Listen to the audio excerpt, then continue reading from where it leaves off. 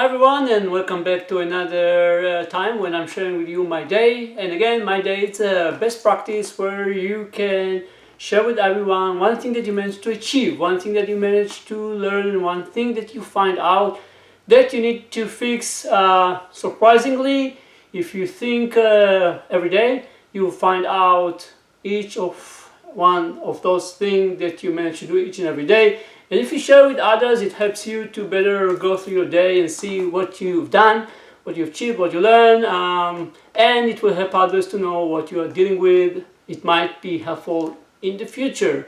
So I'm recording Saturday, but I'm doing it for Friday. And my achievement for Friday was finding another source of support, mainly, I think mainly financial for the NoHierarchy initiative that we are pushing outside.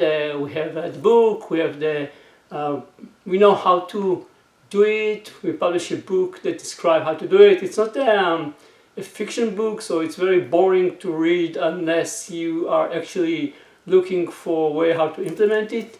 And we have a platform that we are about to release that takes those principles and actually provides software that support the processes behind the scene in order to run any group in any size in a hierarchical way if you prefer to adopt the principles of complex adaptive systems. So that's the achievement. It's good for me, I believe. One thing that I managed to learn is actually, I reread the book, the four principles. I think it's for commitment, and I read again about don't take anything personally. And I don't think that when I thought about it, I don't think that I never implement don't take. So I'm taking don't take anything personally when it's negatively. It simply doesn't affect me anymore. But I used to take don't take anything personally. I used to take anything personally when it was positive, and I realized when I read it yesterday that you shouldn't take the positive, you shouldn't take the negative. So that's something that I learned. I don't know yet how to implement it, but definitely I learned it. So that's one thing I managed to learn, and one thing that I find out that needs to be fixed. And that's a kind of a big dilemma. So my background is IT, and my background in IT, was enterprise architecture.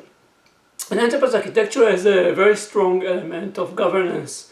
So you defined with everyone, I don't know, policies and principles and blueprints and standards that you as a group want to follow. And one of the main aspects of enterprise architecture is to do a governance, a follow-up to see whether everyone is actually following it. Now, you need enterprise architecture to run any IT group. On the other hand, when you're starting to deal with decentralized and autonomy and distribution of decision-making, you find yourself in a dilemma how to implement governance in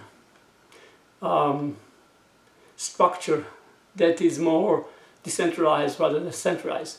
So I don't know how to resolve it yet. I just find out more and more and more that there is a kind of a conflict between the need to do governance, which I totally understand, which I'm coming from, and the need to give people more autonomy and freedom to make their decision and to fail safely and to learn from that.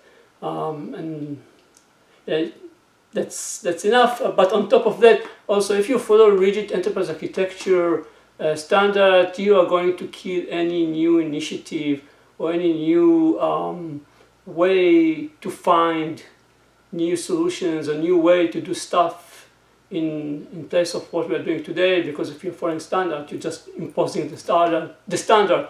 You're not allowing any new ideas or any new leaves or any new, I don't know, new plants to grow and to see how they are going to impact your business. So that's all for today. One thing that I managed to achieve, one thing I managed to learn, and one thing that I found out that I need to fix. I'm after meditation, so that's the reason why I'm dressed that way. And that's all. See you Monday.